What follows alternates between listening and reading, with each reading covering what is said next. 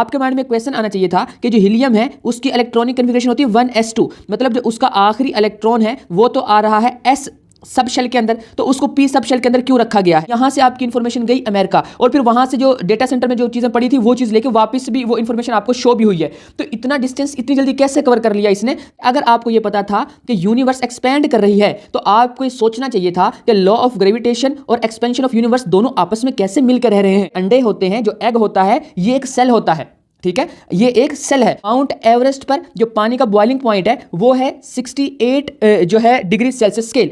मरी में जाएं अगर आप तो पानी का बॉइलिंग पॉइंट है 98, और वही बॉइलिंग पॉइंट पानी का प्रेशर कुकर के अंदर 120 डिग्री है। इसके अकॉर्डिंग इसमें आना चाहिए 18 इलेक्ट्रॉन। 18 इलेक्ट्रॉन क्यों नहीं है उसके अंदर भाई, अब ये रीजन आपको जानी चाहिए क्यों 18 इसमें पूरे किए बगैर एन शेल के अंदर इलेक्ट्रॉन चले गए। कि किसी भी सर्कल के सर्कमफेरेंस को डायमीटर से डिवाइड करो, आंसर यही आता है। जितना मर्जी बड़ा सर्कल हो, जितना मर्जी छोटा सर्कल हो। डिस्कवरी ऑफ इलेक्ट्रॉन प्रोटॉन आप सबको पता है, पर कभी आपने ये देख, आपको पता है इस बात का कि जो कैनाल रेज और कैथोड रेज उनको हम देख नहीं सकते, वो इनविजिबल होती हैं। अस्सलाम वालेकुम। आज की वीडियो हर स्टूडेंट के लिए बहुत इंपॉर्टेंट है। ये इंतहाई इंपॉर्टेंट जो है वीडियो है हर उस बच्चे के लिए जो पढ़ रहा है, और इससे फ़र्क नहीं पड़ता कि आप किस क्लास में हैं। अगर आप 9th में हैं, 10th में हैं, 11th में हैं, 12th में हैं तो बेस्ट है, क्योंकि आपको सारी एग्जाम्पल्स जो आज मैं इसमें दूंगा वो समझ आने वाली हैं। बट अगर आप छोटी क्लासेस में हैं और आप ये वीडियो देख लेते हैं तो आपके लिए समझ लें सोने पे सुहागा है, बेस्ट हो गया आपके लिए कि आपको इस तरह की वीडियो बहुत पहले मिल गई। और अगर आपने इंटर पास कर लिया है, उसके आगे आप किसी और मतलब प्रोफेशनल एजुकेशन में इंटर हो चुके हैं, फिर भी आपको ये वीडियो लाजमी देखनी चाहिए, क्योंकि इस वीडियो को देखने के बाद आपका पढ़ने का तरीका चेंज होने वाला है। आप जिस तरह से चीज़ों को देखते हैं वो माइंड सेट ही आपका चेंज हो जाएगा। मैं बहुत ज़्यादा इंट्रोडक्शन नहीं करवा रहा हूँ इस वीडियो का, वरना तो इसके इंट्रोडक्शन पर बहुत बात की जा सकती है जितनी इस वीडियो की इंपॉर्टेंस है। बस मेरी आपसे एक छोटी सी रिक्वेस्ट होगी कि इस वीडियो को कम से कम पहले 2-3 मिनट तक लाजमी देखें, क्योंकि जब आप पहले 2-3 मिनट इसको देख लेंगे तो आपको आइडिया हो जाएगा कि मैं बातें क्या करने वाला हूं और वो कितनी इंपॉर्टेंट है आपके लिए। तो फिर बाकी की वीडियो आपको देखने मजबूरी ही बन जाएगी, क्योंकि आपको पता चल जाएगा कि काम की बातें हो रही हैं। तो टाइम वेस्ट किए बगैर मैं आता हूं मेन टॉपिक के ऊपर।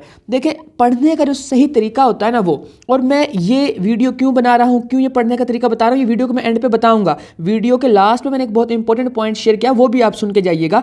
लेकिन पहले मेरे को जो मैंने 10 पॉइंट लिखे हैं, पहले इनके ऊपर बात करते हैं जिनसे आपको पढ़ने का मेथड समझ आएगा। देखें, आप सबको पता है, अच्छा मैंने जो मेथड जो ये फैक्ट्स या आप इन्फॉर्मेशन बोल रहे हैं, फैक्ट्स बोल रहे हैं, आप पॉइंट्स बोल रहे हैं, आप ये मैंने हर बुक से लिए हैं, ताकि कोई भी बच्चा मेडिकल वाले, नॉन मेडिकल वाले, इंजीनियरिंग वाले, कॉमर्स वाले, आर्ट्स वाले, कंप्यूटर वाले, सबको मैंने इसके अंदर जो है ना एक दो एग्जाम्पल सबके लिए मैंने रखी हैं, ताकि कोई माइंड ना करे कि हमारी फील्ड में तो आपने कुछ डिस्कस ही नहीं किया, हम किस तरह से पढ़ें, हम किस तरह से चीज़ों को माइंड में रखें। तो मैंने हर फील्ड को माइंड में रखा है। ओके, वीडियो को शुरू करते हैं।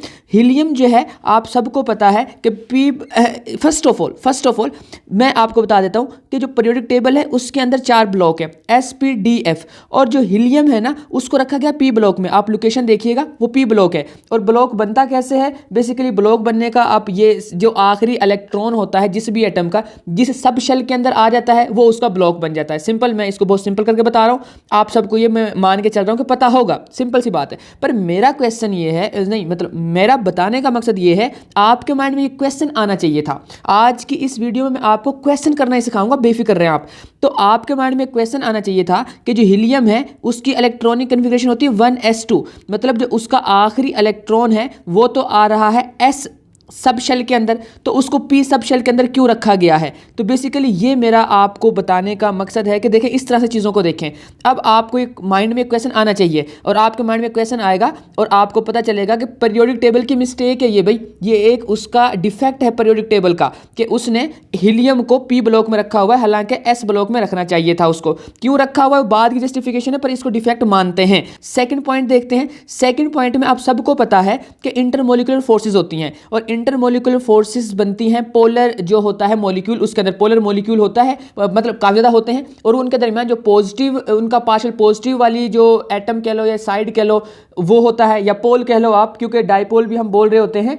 तो अब बात यह है कि जो पार्शियल पॉजिटिव है वो पार्शियल नेगेटिव को अट्रैक्ट करेगा और बॉन्डिंग बन जाएगी, ठीक है।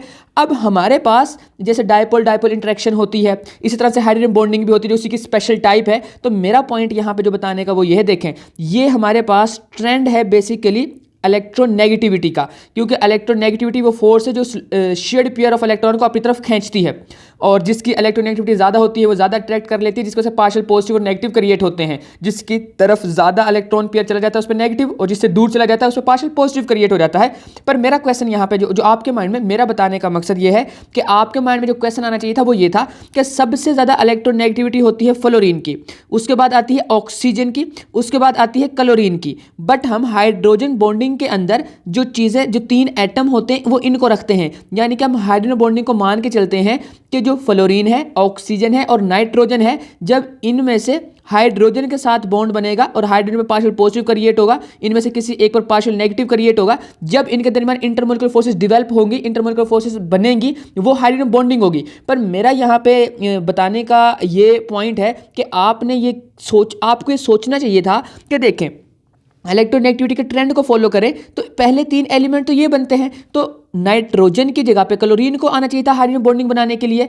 अब आपको सोचना ये है कि आखिर क्लोरीन को निकाल दिया गया है और नाइट्रोजन को ऐड कर लिया गया है हाइड्रोजन बॉन्डिंग वाले टाइप में, ऐसा क्यों किया गया है, ये आपने बेसिकली सोचना है। अगर आपको आज तक इस चीज़ का नहीं पता था तो अभी पता चल गया, अगर पहले पता था, इस चीज़ के बारे में सोचा नहीं है तो सोचो और आंसर्स फाइंड करो। नेक्स्ट क्वेश्चन पे आते हैं, नेक्स्ट मतलब पॉइंट पे आते हैं। अब देखें, आप सबको पता है, आप सबने पढ़ा है कि लॉ ऑफ ग्रेविटेशन होता है। अब लॉ ऑफ ग्रेविटेशन बेसिकली ये है कि एक बॉडी दूसरी बॉडी को अट्रैक्ट करती है। यूनिवर्स के अंदर हर बॉडी दूसरी बॉडी को अट्रैक्ट करती है, जो उनके मैसेज के प्रोडक्ट के डायरेक्टली प्रोपोर्शन होता है और उनके दरमियान जो डिस्टेंस है उसके स्क्वायर के इनवर्सली प्रोपोर्शन होता है। बेसिकली लॉ ऑफ ग्रेविटेशन बोलते हैं इसको, ठीक है। जिन्होंने 9th पढ़ ली है उन्होंने ये लॉ पढ़ लिया है, वैसे तो इससे पहले भी इसकी बातें हो गई हैं, पर एक फैक्ट ये है, आप सबको पता है। अच्छा, इससे एक चीज़ और भी माइंड में रखें कि अगर लॉ ऑफ ग्रेविटेशन आप सबने पढ़ा है तो उससे आपकी ये अंडरस्टैंडिंग बनती है कि एक बॉडी दूसरी बॉडी को अट्रैक्ट करेगी तो वो पास पास आएंगी, ठीक है, ये बात ठीक है। लेकिन अगर आप कहते हैं कि भाई लॉ ऑफ ग्रेविटेशन की वजह से हमारी अर्थ भी सूरज के चक्कर लगा रही है, वो तो सन के पास नहीं जा रही, वो तो अपने ऑर्बिट में रिवॉल्व कर रही है, पर एटलीस्ट इतना तो मान ही सकते हैं ना कि आप कम से कम कि दूर तो नहीं जाएगी बॉडी। ये तो आप सब मानेंगे ना कि इनको दूर तो नहीं जाना चाहिए। पर फैक्ट ये है कि हमारी यूनिवर्स में एक्सपेंशन हो रही है, हमारी यूनिवर्स एक्सपैंड हो रही है, मतलब चीज़ें एक ऑब्जेक्ट या एक बॉडी दूसरी बॉडी से, या आप इसको बड़े लेवल पे देखें, एक गैलेक्सी दूसरी गैलेक्सी से दूर जा रही है। हो सकता है आज तक आपके माइंड में कॉन्सेप्ट हो कि गैलेक्सीज आपस में टकरा जाएंगी ग्रेविटी की वजह से, पर रियलिटी ये है कि ये तो दूर जा रही हैं। मिल्की वे गैलेक्सी एंड्रोमेडा गैलेक्सी से दूर जा रही है, जो हमारे सबसे करीब वाली जो है गैलेक्सी, मैं उसकी एग्जांपल दे रहा हूँ, वो उससे दूर जा रही हैं। इसका मतलब ये है कि लॉ ऑफ ग्रेविटेशन के अलावा कुछ और चीज़ भी है जो मतलब एक देखें ना, ये अट्रैक्शन है। लॉ ऑफ ग्रेविटेशन जस्ट एक अट्रैक्टिव फोर्स है, तो इसका मतलब है कि अट्रैक्शन है ये यहां पे इन दोनों बॉडीज के दरमियान, पर कुछ ना कुछ तो रिपल्शन भी है ना, यानी कि कुछ ना कुछ फोर्स ऐसी भी है जो इन दोनों को एक दूसरे से दूर कर रही है, एक बॉडी को दूसरी बॉडी से दूर कर रही है। तो इसका मतलब ये है, मैं यहाँ पे ये सारी बातें मैंने ठीक आपको बताई हैं, पर मेरा पॉइंट ये है कि अगर आपको ये पता था कि यूनिवर्स एक्सपैंड कर रही है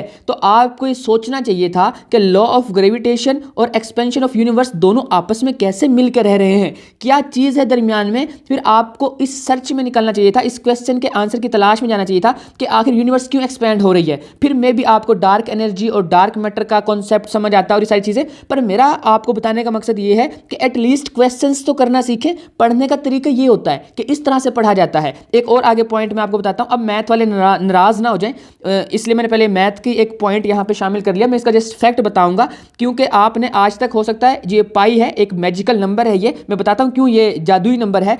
लेकिन मैं आपको ये बता दूँ उससे पहले कि आपने पाई को इस तरह से कभी देखा ही नहीं होगा।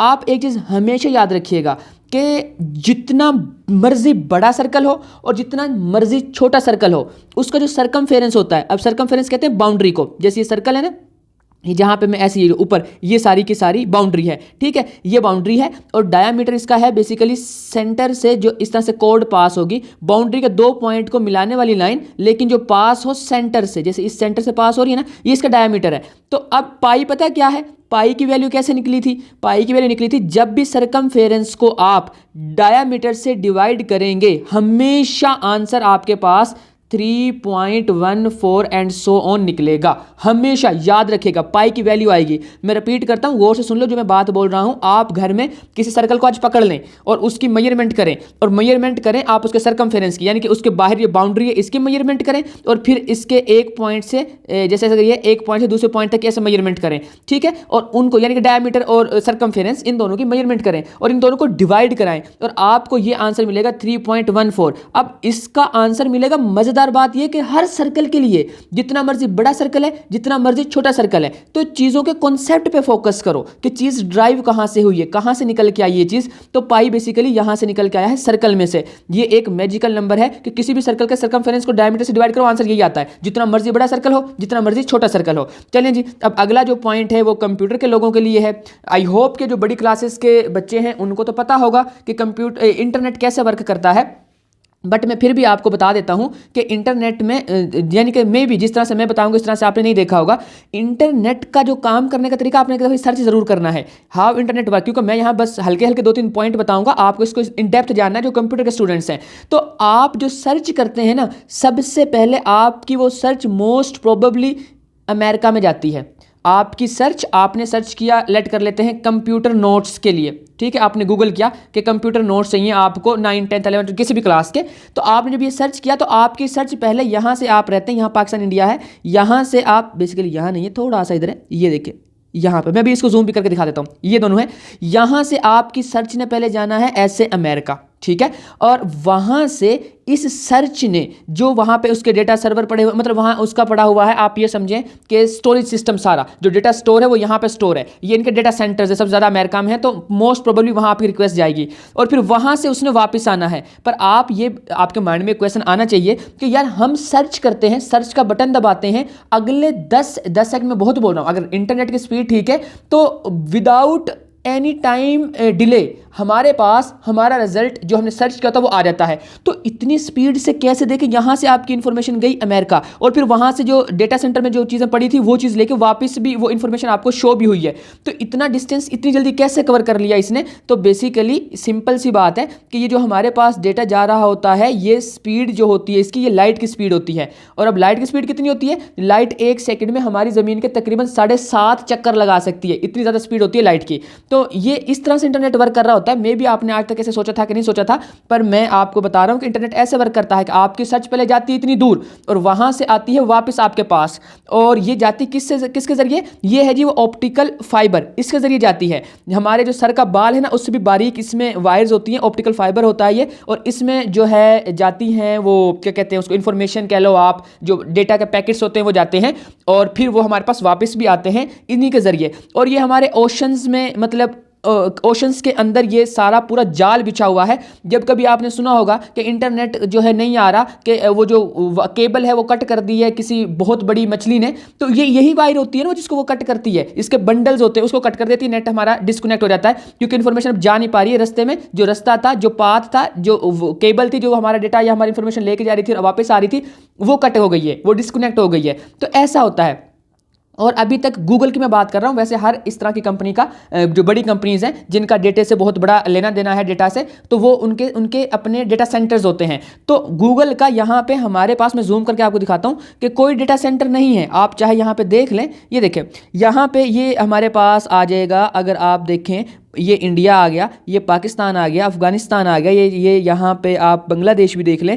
लेकिन यहाँ पे कहीं पर भी आप जब गौर से देखेंगे इस इलाके के अंदर, यहाँ पर तो कोई भी डेटा सेंटर नहीं है गूगल का। तो इसका मतलब है कि कम से कम हमारी इन्फॉर्मेशन कहाँ तक जा रही है, या तो यहाँ साउथ कोरिया जा रही होगी या यहाँ थाईलैंड जा रही होगी, पर मोस्ट प्रोबेबली कि अमेरिका जा रही होगी। इतना डिस्टेंस कवर करके वो जाती है, फिर वापस आती है, हमें शो होती है। तो मुझे नहीं पता आपने इस तरह से आज तक सोचा था कि नहीं सोचा था, पर हमारा जो इंटरनेट है वो इस तरह से वर्क करता है। अब अगले पॉइंट पे आते हैं। अगला पॉइंट चलें जी, हमारे पास केमिस्ट्री फिजिक्स दोनों में डील होता है, पर ज़्यादा केमिस्ट्री का कॉन्सेप्ट है ये। अब ये देखें, आप सबने आज तक पढ़ा होगा कि जो बॉइलिंग पॉइंट है ना, इसका रिलेशन है एक्सटर्नल प्रेशर के साथ, ठीक है, पर आपने इसके प्रैक्टिकल एग्जांपल पर कभी गौर नहीं किया होगा। मैं आज आपको बताता हूँ क्या प्रेशर, इसका एक्सटर्नल प्रेशर का क्या लिंक होता है बॉइलिंग पॉइंट के साथ। जिनको बच्चों ये आते हैं ना, मैं जो बात बता रहा हूँ, कुछ बच्चे ऐसे होंगे जिनको ये बहुत बच्चों वाली बातें लग रही होंगी, तो उनके लिए मेरा ये समझ लें कि कि मेरी तरफ से अप्रिसिएशन है कि वो बहुत अच्छे तरीके से पढ़ते हैं बच्चों, वो कॉन्सेप्ट पे फोकस करते हैं, वो लाइक स्टूडेंट्स हैं, इंशाल्लाह फ्यूचर में कामयाब भी ज़रूर होंगे। बट जिनको आज मेरी बात ये शॉकिंग लग रही है, जिनको ये बात कुछ नहीं लग रही है, जिनका माइंड थोड़ा थोड़ा खुल रहा है, उनके लिए मैं कह रहा हूँ कि भाई आप इस तरह से पढ़ना शुरू करें, क्योंकि आपने पहले चीज़ों को ऐसे नहीं देखा जैसे मैं आज बता रहा हूँ। अभी तो कुछ पॉइंट्स मैं और भी बताऊँगा, मेरा अपना आइडिया है कि हर बंदे को इस वीडियो में कहीं 2-3 जगह पर शौक लगने वाला है, मतलब उसको लगेगा कि अच्छा यार ऐसा होता है। तो क्योंकि मैंने इसमें हर फील्ड के फैक्ट्स शेयर किए ना।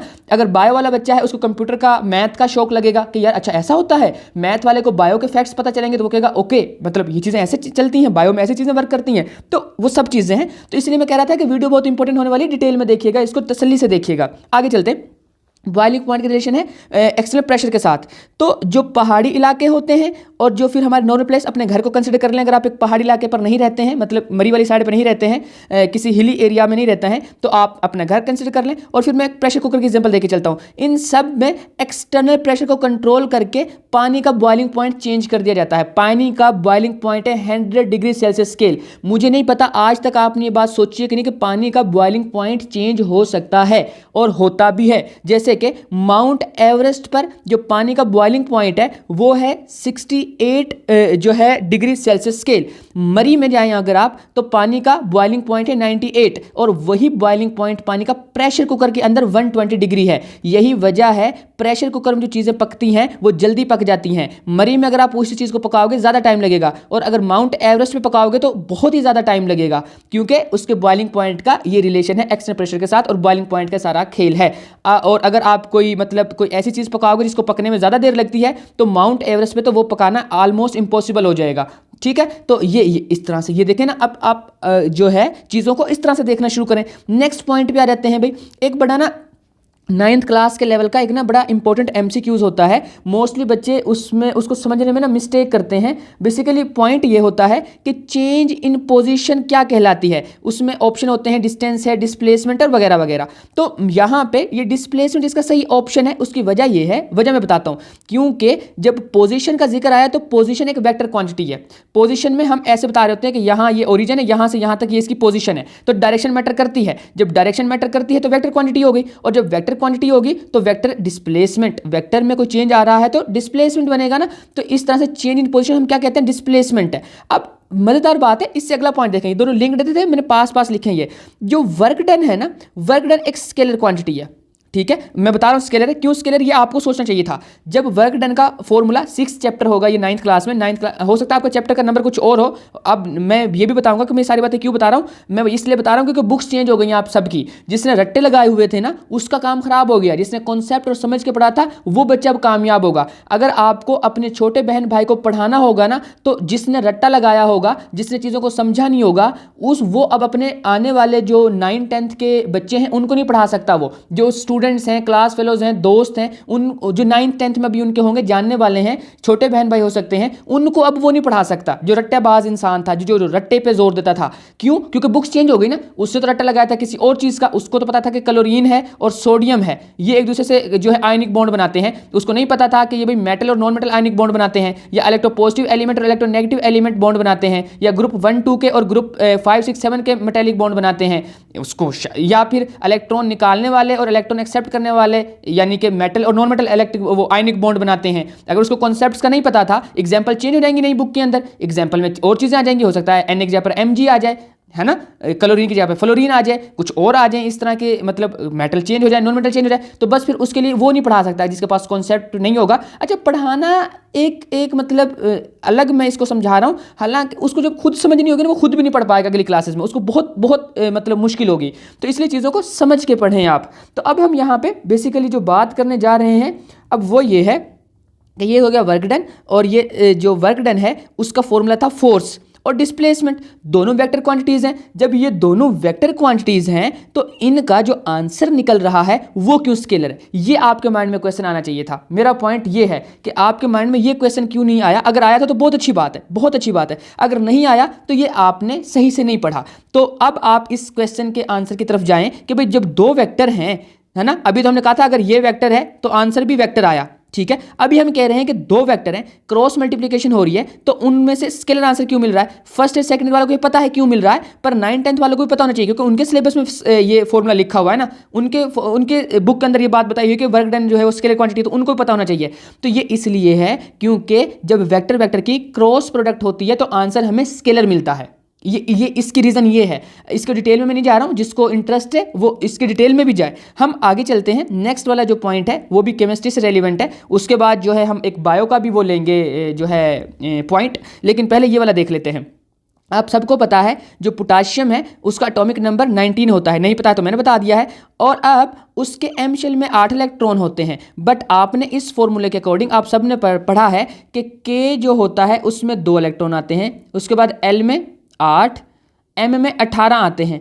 तो मेरा पॉइंट नहीं, आपके माइंड में एक क्वेश्चन आना चाहिए था, क्यों है, क्यों नहीं है, क्या रीजंस हैं। आप उन तक तभी पहुंच पाएंगे ना जब आप क्वेश्चंस करेंगे, आप सही तरीके से पढ़ेंगे, सोच समझ के पढ़ेंगे। तो मेरा पॉइंट बस वही है कि सोच समझ के पढ़ना कैसे वो सिखाना मैंने, ठीक है। आंसर्स आप तो खुद ढूंढ लेंगे। जब जिस बंदे के पास क्वेश्चंस अच्छे हैं ना, बस समझ लो वो बंदा सही पढ़ रहा है। जिस बंदे के पास सारे आंसर्स हैं ना, वो ठीक है, पर जिस बंदे के पास नए प्यारे अच्छे बेस्ट क्वेश्चंस है ना, वो उस बंदे का नॉलेज, उस बंदे की थिंकिंग, उस बंदे का कॉन्सेप्ट नेक्स्ट लेवल है, वो बेस्ट बंदा है। क्योंकि आप आंसर तो कहीं ना कहीं से पकड़ ही लोगे, कहीं ना कहीं से किसी ने लिखा होगा, किसी बुक में होगा, मिल जाएगा। क्वेश्चंस अपने होते हैं, और जब दिमाग में कोई चीज़ आती है तो फिर क्वेश्चंस आते हैं। तो कॉन्सेप्ट पे फोकस करोगे तो क्वेश्चंस आएंगे, फिर आप उनके आंसर्स ढूंढोगे, फिर अच्छे से समझ भी आएगी। अब मेरा यहाँ पे ये मानना, मतलब मेरा क्वेश्चन यहाँ पे ये है, कैल्शियम का और पोटाशियम दोनों की एग्जाम्पल दी है, उनके ना एम शेल के अंदर 8 इलेक्ट्रॉन होते हैं, पर मैंने अभी बताया कि ये फॉर्मूला आप सबने पढ़ा होगा,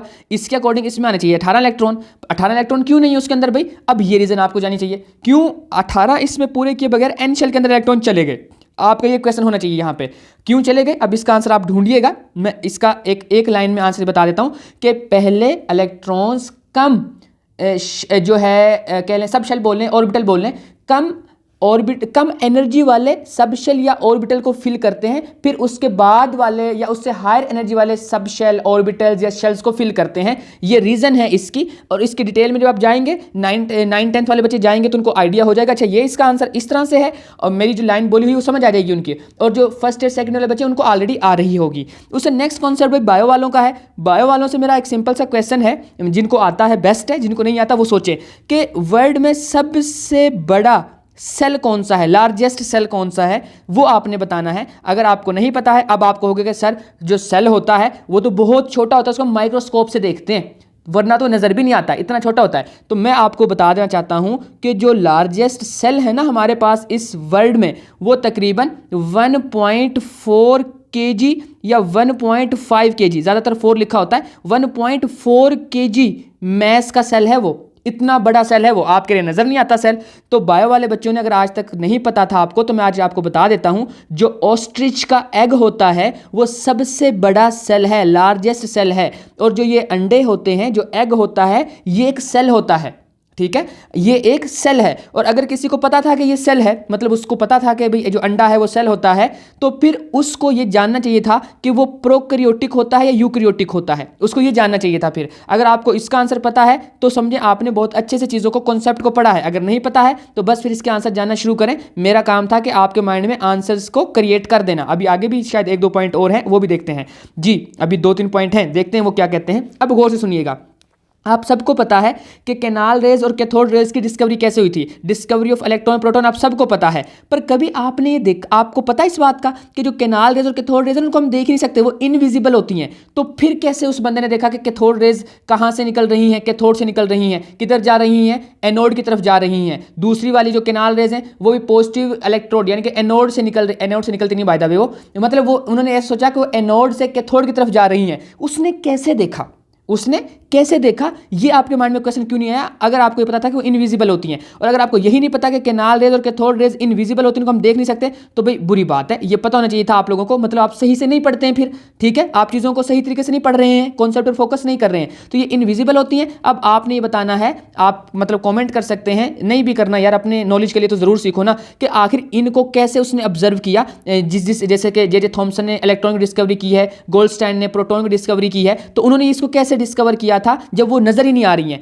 प्लस इसके साथ एक और पॉइंट का आंसर भी जानिएगा, वो ये है कि जो कैथोड रेज है ना, ये इसका आसान सा आंसर है, पर ये बड़ा बड़ा मतलब कॉन्सेप्चुअल चीज़ है। ये भी इसका आपको पता है तो बहुत अच्छी बात है, नहीं पता है तो इसका आंसर आपको जरूर जानना है। वो ये है कि जो कैथोड रेज होते हैं ना, जब मतलब कैथोड रेज जो निकलती हैं, ठीक है, जो इलेक्ट्रॉन की डिस्कवरी है जिन रेज से हुई थी, वो कैथोड रेज है। जो कैथोड रेज हैं वो गैस जो उसके अंदर फील्ड है, इस टेस्ट ट्यूब के अंदर जो गैसेज है ना, उनसे उसको फर्क ही नहीं पड़ता, कोई भी गैस डालो वो मैटर नहीं करती है, ठीक है, इनके लिए, कैथोड रेज के लिए। पर जो अंदर गैस डाली वो मैटर करती है, किसके लिए? कैनाल रेज के लिए। आखिर ये क्यों है, ऐसा क्यों है? कैथोड रेज जो अंदर गैस है उसका कोई लेना देना क्यों नहीं है कैथोड रेज के साथ, और इस कैनाल रेज का क्यों लेना देना है जो अंदर गैस है उसके साथ? ये आपको आंसर जानना है। और बेसिकली ये हमारे पास आ जाएगा, जो कैनाल आपके डायग्राम में इसलिए बताइए कि आपको देखा देखा लगे टॉपिक है, यार ये तो पढ़ा हुआ था हमने, ठीक है। प्लस आपके पास एक और भी, जब कैनाल रेज की डिस्कवरी होगी ना, आपने देखा होगा कि परफोरेटेड जो है ना, वो इधर यहाँ पे एक ऐसी चीज़ देखी थी आपने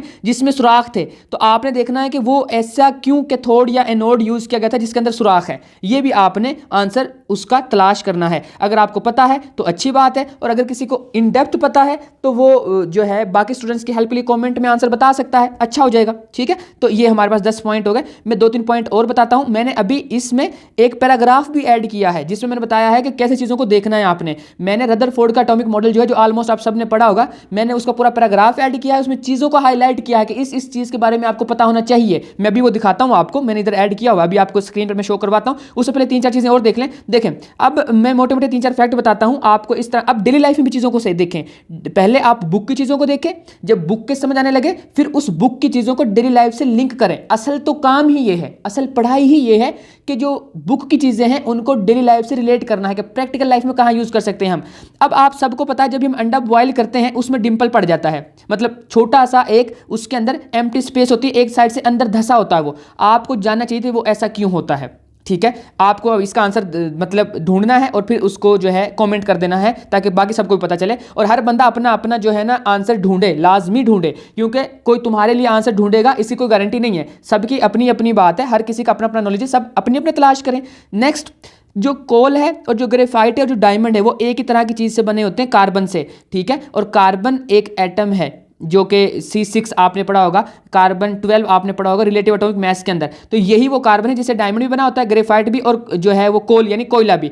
तो अगर आपको पता था तो बहुत अच्छी बात है, नहीं पता तो मैंने एक जस्ट फैक्ट शेयर किया है आपको कि देखें यार, कोयला भी उसी चीज़ से बन रहा है और जो डायमंड यानी कि हीरा है वो भी उसी चीज़ से बन रहा है। तो आप इसके बारे में सोचिए कि इनमें क्या डिफरेंस है, ऐसा क्यों है, ठीक है। और जो ग्रेफाइट है बेसिकली वो है जो हमारी पेंसिल का सिक्का है, जो कच्ची पेंसिल होती है, जो लेड पेंसिल होती है, उसका जो अंदर सिक्का होता है जिससे हम लिख रहे होते हैं वो ग्रेफाइट है। तो इन तीनों में ऐसा क्या डिफरेंस है? ये एलोट्रोपिक फॉर्म है बेसिकली कार्बन की, तो इनके बारे में चेक करें आप, स्पेशली इन दोनों के बारे में देखें। ओके, नेक्स्ट वाला हमने अभी पढ़ा, आप सब ने पढ़ा होगा 9th-10th में। वैसे इस चीज़ के बारे में बड़ी क्लासेस वाले बच्चों को पता होगा, पर 9th-10th वालों ने सब ने पढ़ा है कि ऑक्टेट रूल फॉलो करते हैं एटम्स, ठीक है। तो ऑक्टेट रूल का मतलब है कि आखिरी शेल में 8 इलेक्ट्रॉन पूरे करना। पर आपकी ही बुक से मैंने एग्जांपल उठाई है, आपने BF3 को भी पढ़ा होगा 9th क्लास के अंदर, 10th क्लास के अंदर, और PCL5 को भी पढ़ा होगा। ये दोनों ऑक्टेट रूल को फॉलो नहीं करते हैं पर एग्जिस्ट करते हैं। आखिर क्यों? आपको फिर पता चलेगा कि ऑक्टेट रूल को कुछ लिमिटेशंस है, ऑक्टेट रूल सब फॉलो नहीं करते हैं, ये फाइनल नहीं है। तो आप चीज़ों को थोड़े और बड़े लेवल पर जाकर देखना शुरू करोगे। अभी से देखना शुरू करोगे तो आगे चीज़ें शॉकिंग नहीं ना लगेंगी आप, अच्छा यार जो हम पढ़ते रहे थे वो सारा गलत था, तो वो वाला पॉइंट आपके माइंड में नहीं आएगा, क्योंकि आपको पहले से पता होगा कि यार जो BF3 है और जो PCL5 है वो ऑक्टेट रूल को फॉलो नहीं करते हैं। क्यों नहीं फॉलो करते हैं? वो सारी चीज़ें देखें, इसमें इलेक्ट्रॉन 8 से कम होंगे, इसमें इलेक्ट्रॉन 8 से ज़्यादा होंगे, आप चेक कर लीजिएगा, स्ट्रक्चर बना लीजिएगा। तो आपने जानना है कि ऐसा क्यों है। फिर मैं बुक के बाहर जाके एक आपको प्रैक्टिकल एग्जाम्पल और दे रहा हूँ कि आपने डेली लाइफ में कैसे चीज़ों को देखना है। अब डेली लाइफ में जो आपने चीज़ों को देखना है उसमें एग्जाम्पल ये है कि आप सबके घरों में माचिस होती है, आपने देखना है जो माचिस के ऊपर केमिकल लगा होता है वो क्या, कौन सा केमिकल है। ऐसे क्या है कि हम मैच स्टिक को स्ट्राइक करते हैं उस स्ट्रिप से के ऊपर और वो आग जल जाती है। भाई जब हमारी डेली लाइफ में केमिस्ट्री का एक रिएक्शन हो रहा है तो उस पर गौर करें ना, उसको देखें कि क्या क्या केमिकल्स हैं उसमें, क्या सल्फर है, फास्फोरस है, आखिर क्या चीज़ है वो, उसको देखें आप। ये मैंने बाय द वे हिंट दिया है, कोई एक है इनमें से। नेक्स्ट वाले पॉइंट में, अब मैंने सारा इसलिए बताया था, मैं इसको पहले बता चुका हूं कि सिलेबस सारा चेंज होने वाला है। और मजेदार बात ये जो चेंज हो रहा है ना, ये दोबारा से भी चेंज होगा विद इन 5 ईयर इंशाल्लाह, ये दोबारा चेंज होगा। मैं अभी ये गारंटी कर रहा हूं, क्यों? क्योंकि AI ने आ जाना है, ठीक है। और AI ने बहुत सी चीज़ों को चेंज कर, आ गई है AI, आर्टिफिशियल इंटेलिजेंस आ गई है और इसकी वजह से दोबारा से सारी चीज़ें चेंज होगी, ठीक है। उसके अलावा जो कंटेंट होगा वो सारा चेंज हो जाएगा। एग्जाम्पल्स चेंज हो जाएंगी, कंटेंट चेंज हो जाएगा, वर्ड्स चेंज हो जाएंगे, पर कॉन्सेप्ट कभी चेंज नहीं होगा, कॉन्सेप्ट सेम रहेगा। इसलिए कॉन्सेप्ट पर फोकस करें, कॉन्सेप्ट को अच्छे से समझें, तो आपके लिए चीज़ों को समझना और आसान हो जाएगा। ठीक है, तो इसलिए और आपको बड़ी क्लासेस में बहुत हेल्प मिलेगी। अब मैं आपको दिखाता हूँ वो पैराग्राफ जिसको मैंने हाईलाइट किया हुआ चीज़ों को, जिसको आपको देख पता चले कि किस तरह से पढ़ना होता है। देखें, आपको जब रदरफोर्ड एटॉमिक मॉडल आपने पढ़ा था, तो आपको पता होना चाहिए था कि गोल्ड फॉइल क्या होती है। ठीक है, उसके बाद जो एक्सपेरिमेंट किया क्यों था रदरफोर्ड ने, तो रदरफोर्ड ने एक्सपेरिमेंट सिर्फ ये जानने के लिए किया था कि यार पॉजिटिव और नेगेटिव जो चार्जेस हैं वो एक दूसरे को अट्रैक्ट करते हैं। अगर ये अट्रैक्ट करते हैं तो ये एक एटम के अंदर इकट्ठे कैसे हैं, ये कोलाइड क्यों नहीं, एक दूसरे से चिपक क्यों नहीं जाते। एटम मतलब ये उसका था कि एटम जो है वो डिस्ट्रॉय हो जाना चाहिए, एग्जिस्ट नहीं करना चाहिए, खत्म हो जाना चाहिए, पर एटम खत्म नहीं होता, वो तो मतलब एग्जिस्ट करता है।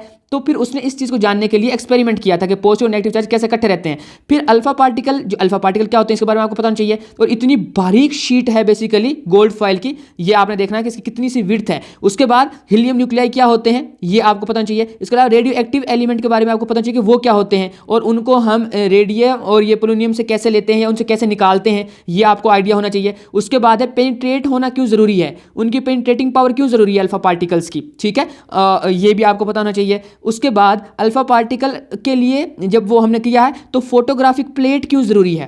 ठीक है, इसको क्यों यूज़ किया है। यहाँ पे जब इसका कॉन्सेप्ट देखोगे आप तो आपको पता चल जाएगा कि यार वाकई जब ये चीज़ें देखें, जब ये लाइन जब आपने पढ़ी थी ना, तो आपको ये माइंड में आ जाना चाहिए था कि इसकी ज़रूरत क्यों पड़ रही है। और जब आप इसकी ज़रूरत को देखते ना तो आपको पता चलना था कि वो जो कैथोड और कैनाल रेज हैं वो इनविजिबल होती हैं, इसीलिए जब वो किसी चीज़ के ऊपर स्ट्राइक करती हैं, ये चीज़ है बेसिकली। वो जब इस तरह के स्क्रीन पर ये जो है ये लाइन आप पढ़ोगे, इस पर जब वो जो है वो स्ट्राइक करती हैं तो वो लाइट इमिट करती हैं, और उस लाइट की इमिट होने से हमें आइडिया होता है कि यहाँ तक इलेक्ट्रॉन प्रोटॉन या कोई चीज़ टकरा रही है आके। ठीक है, तो ये बेसिकली आपको इस तरह से पढ़ना चाहिए चीज़ों को। उसके बाद इन्होंने प्रूव किया कि जो प्लम पुडिंग मॉडल था वो रॉन्ग था। तो आपको पता होना चाहिए कि प्लम पुडिंग मॉडल क्या था, ये वाला जो है लाजमी पता होना चाहिए आपको कि ये प्लम पुडिंग मॉडल क्या था जिसको रदरफोर्ड ने गलत प्रूव किया था। तो आई होप कि मैं आपके पढ़ने के मेथड में थोड़ा सा चेंज ला पाया होऊंगा, मैंने आपका थोड़ा सा माइंडसेट चेंज किया होगा पढ़ाई को लेके। इस तरह से चीज़ों को पढ़ते हैं। अगर आपको ये वीडियो अच्छी लगी और आप चाहते हैं कि इस तरह के कोई 2 4 8 10 पॉइंट में और भी डिस्कस करूं आपकी ही टेक्स्ट बुक से, तो आप मुझे उससे वो मतलब शेयर कर सकते हैं। मैं व्हाट्सएप नंबर दे दूंगा अपने उसमें मतलब डिस्क्रिप्शन में, आप कॉमेंट्स कर सकते हैं। कुछ बच्चे होते हैं वो कॉमेंट्स नहीं करते हैं, मुझे नहीं पता क्यों नहीं करते हैं, हालांकि उनका दिल कर रहा होता है कॉमेंट करने का, चीज़ पूछने का, पर वही ना हमारा इतना कॉन्फिडेंस नहीं है या हमें शर्मिंदगी होती है। तो आप पर्सनली भी पूछ सकते हैं, कोई इशू नहीं है, समझने में कोई मसला नहीं है। मतलब ये हमारी समझ लें कि जो तालीम, नॉलेज, इल्म ये कहीं से भी मिल रहा है ना बच्चों, ले लेना है आपने। ठीक है, और हो सकता है आपके क्वेश्चन से मुझे कोई नई चीज़ सीखने को मिले, मुझे उसका आंसर ना आता हो, मैं उसको सर्च करूं, मेरे नॉलेज में इजाफा हो, आपके नॉलेज में भी इजाफा हो, तो ये अच्छा है। इस तरह का एक एनवायरनमेंट सीखने सिखाने का होना चाहिए। तो इसीलिए इस तरह से चीज़ों को पढ़ना शुरू करें। आई होप कि आपको वीडियो अच्छी लगी होगी। अगर अच्छी लगी है तो दोस्तों के साथ लाजमी शेयर करें और चैनल को सब्सक्राइब कर लें, क्योंकि इस तरह की वीडियोस आती रहेंगी इस चैनल के ऊपर।